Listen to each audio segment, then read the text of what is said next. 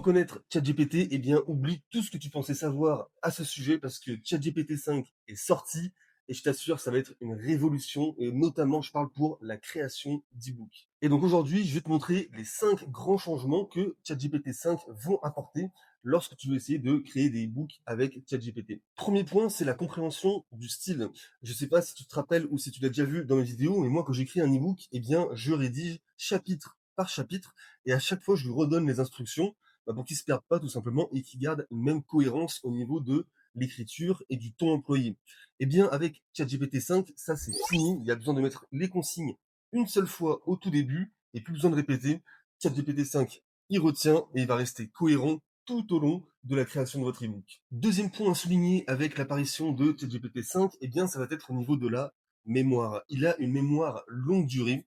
Auparavant, avec ChatGPT 4o par exemple, eh bien la mémoire n'était pas terrible. C'est-à-dire que si ton ebook faisait 10 chapitres, eh bien au 10e chapitre, il va se répéter par rapport au chapitre 2 parce qu'il aura déjà oublié ce qu'il avait mis dans le chapitre 2. Voilà, c'est un exemple parmi tant d'autres. Alors que maintenant, ChatGPT 5, il a une mémoire long terme et multi-conversation.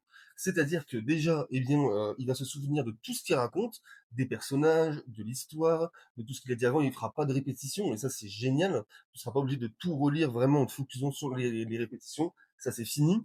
Et ensuite, eh bien, c'est une mémoire multi-conversation, c'est-à-dire que tu peux switcher entre différentes conversations sur ton compte ChatGPT. Eh bien, ChatGPT 5 va se souvenir absolument de tout, ce qui n'était pas le cas auparavant. Lorsque tu changeais de conversation, il fallait le remettre dans le contexte, sinon, bah voilà, il oubliait des choses. Troisième point que j'ai remarqué avec ChatGPT 5, eh bien, ça va être au niveau de la structure automatique, enfin au niveau des sommaires en fait pour vos e-books. Ils sont largement améliorés. Je saurais pas dire, je saurais pas expliquer pourquoi, mais en tout cas, les résultats sont là, sont bluffants. Les titres de chapitres sont beaucoup plus orientés résultats pour le lecteur, et donc ça fait résultat des sommaires qui sont beaucoup plus vendeurs. Et ça, on adore. Quatrième point que j'ai soulevé avec ChatGPT 5, ça va être que les connaissances qu'il apporte, eh bien, sont très récentes. C'est-à-dire que si vous écrivez un e-book sur, par exemple, l'algorithme TikTok en 2025, ChatGPT 5 va pouvoir vous sortir les dernières nouveautés en matière d'algorithme pour TikTok. Ce qui n'était pas le cas auparavant avec GPT 4o, où voilà, on s'arrêtait un petit peu en 2024-2023. Là, vous êtes à jour. Et c'est vrai que même si vous écrivez des e-books sur des thématiques qui sont assez, comment je dirais, assez actuelles, par exemple sur les cryptos, par exemple sur la bourse, etc., et ben forcément, là, vous allez être très avantagé avec ChatGPT 5 puisque voilà, toutes les informations seront ultra récentes. Et enfin, le cinquième et dernier point que j'ai relevé, et c'est de loin le meilleur, c'est au niveau du ton. Le ton employé par ChatGPT 5, il est humain et il est émotionnel.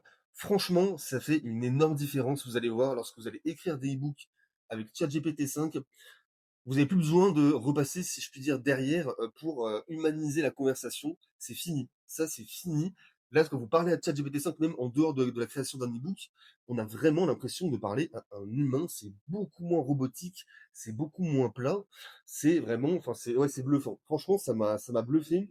Et pour nous, c'est une très très bonne nouvelle en termes de enfin, pour ceux qui créent des e-books parce que voilà, au niveau de la relecture, on va gagner énormément de temps et surtout on va gagner en qualité puisqu'on va créer des e-books. Voilà, on a l'impression que c'est une conversation entre deux humains. Enfin, c'est absolument génial, c'est de loin le meilleur point.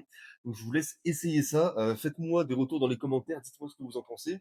Si j'ai oublié des fonctionnalités, par exemple, c'est fort possible. Mais voilà, en tout cas, j'ai pour moi, en tout cas, ressorti les 5 grands points d'amélioration de ChatGPT 5 par rapport à la version précédente. Si tu veux savoir exactement comment je me sers de ChatGPT et de la nouvelle version d'ailleurs, eh bien, je te mets un lien dans la description, tu cliques dessus, tu mets ton mail et ça t'emmène sur en fait ma bibliothèque de prompts. Ok, j'ai une bibliothèque vraiment avec une cinquantaine, je pense, de prompts que j'ai ultra optimisé au fur et à mesure des semaines, des mois, etc. pour donner des résultats vraiment qui sont pas mal. Je parle notamment en termes de recherche de niche pour des e-books, ça peut être au niveau de l'écriture, au niveau du marketing, au niveau pour chercher un sommaire, enfin bref, il y a de tout. Et vraiment, ces prompts-là, ils sont de très bonne qualité, ça peut vraiment t'aider pour écrire des e-books de qualité.